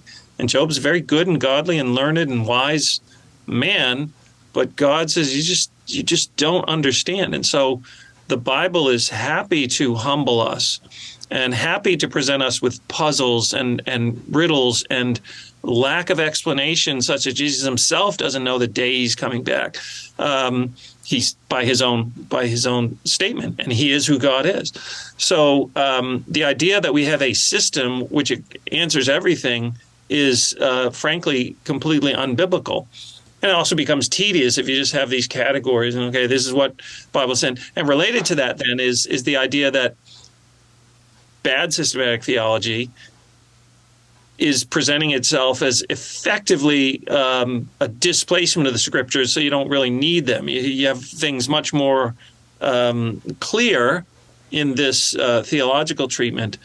But that's just bad systematic theology. Good systematic theology, which, because I don't like system, I tend to call dogmatic theology, same discipline, but I just don't like the word system, is a wonderful resource. And I have benefited immensely the last 10 years reading the Russian Orthodox theologian, Sergius Bulgakov. There's a lot of crazy stuff to say, but a lot of wonderful stuff to say.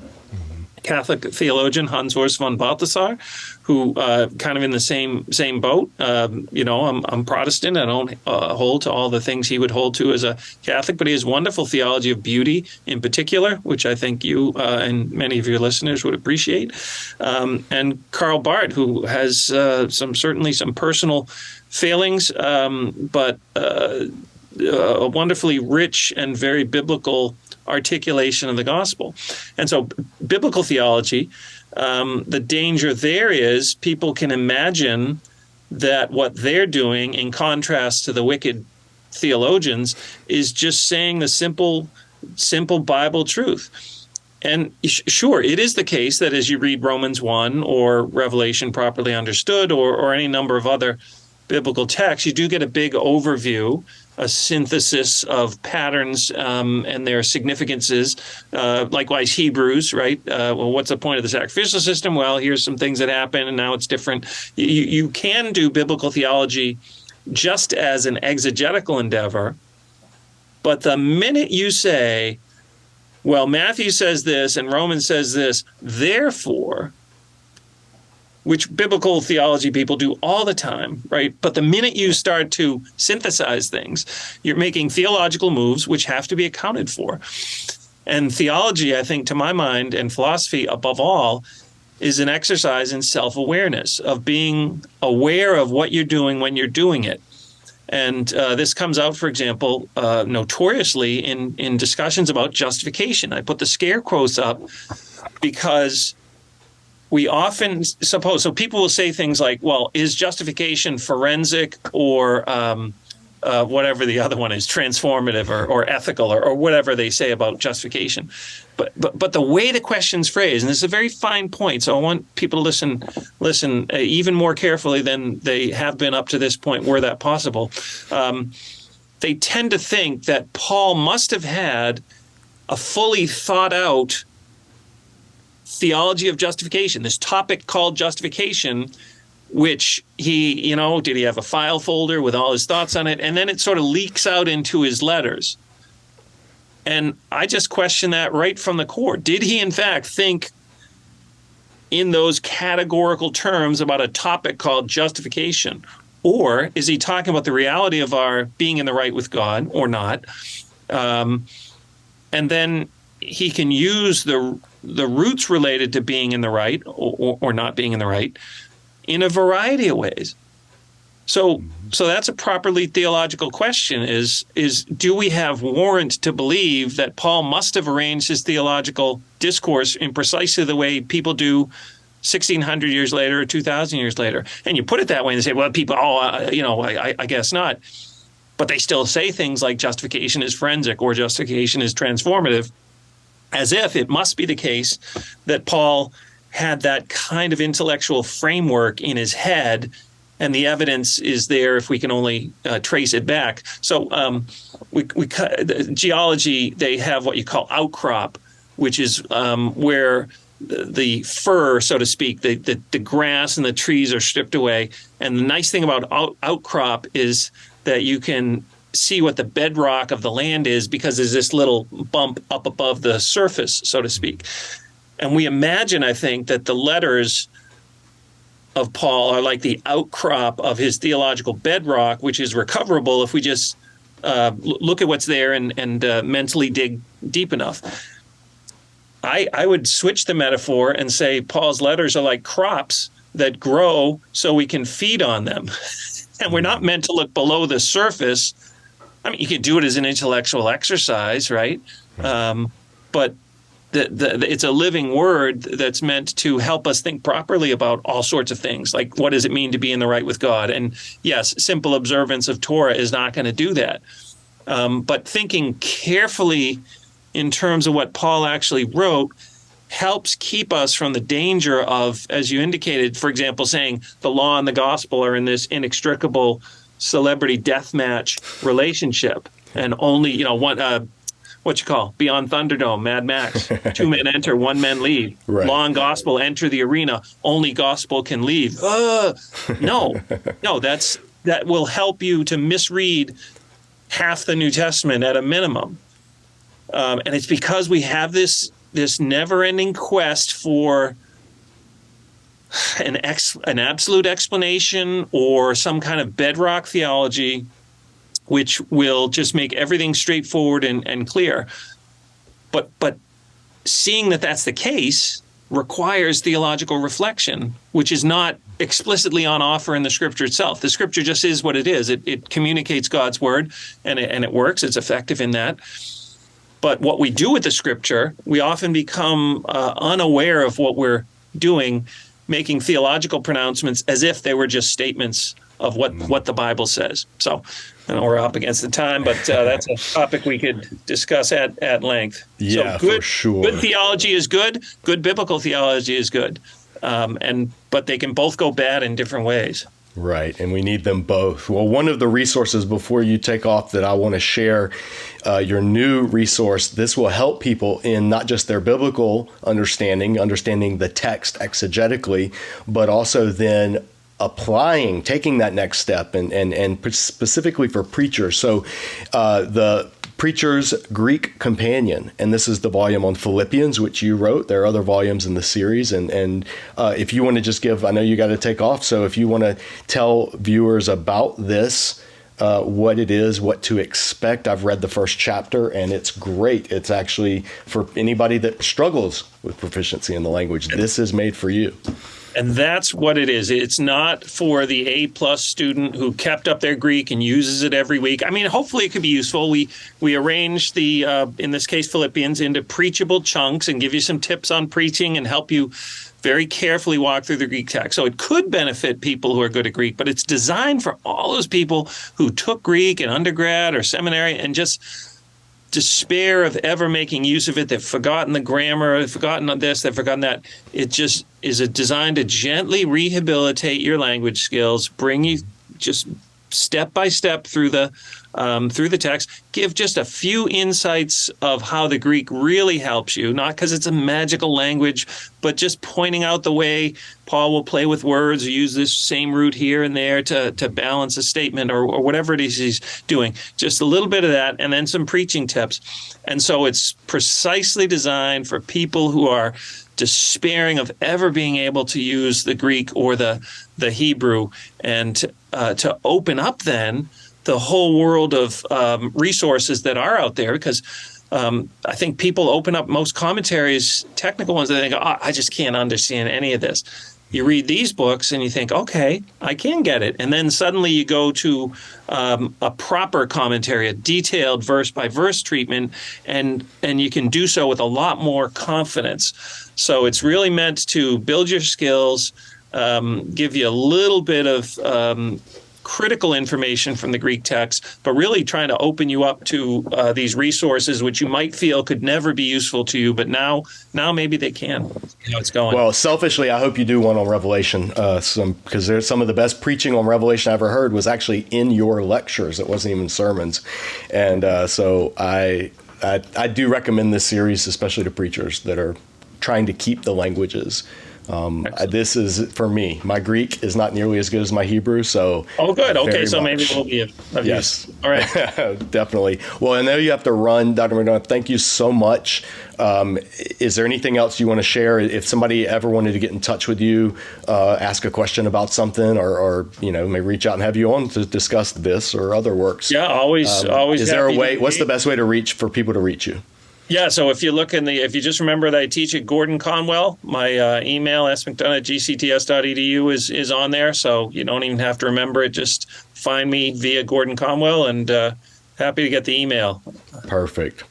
Well, I'll put all that up, and thank you so much. I've been looking forward to having you on here in the dojo for a while, so thanks for making it happen. I know you got to go get to some meetings, so I really appreciate your time. So I hope you enjoyed that discussion. It's so cool to get to sit down and talk to somebody who has been so formative in my own theological education, but who I haven't seen face to face in 20 years now. Thank you so much, Dr. McDonough, for coming on. I'm going to put a number of links in the description below to resources that will help you better understand Revelation, as well as some of Dr. McDonough's other books that you may want to take a look at. As always, thank you for watching Disciple Dojo. We appreciate your support. And if you enjoyed this discussion, share it with other Bible nerds you know who might enjoy it as well. We'll see you next time back here at Disciple Dojo.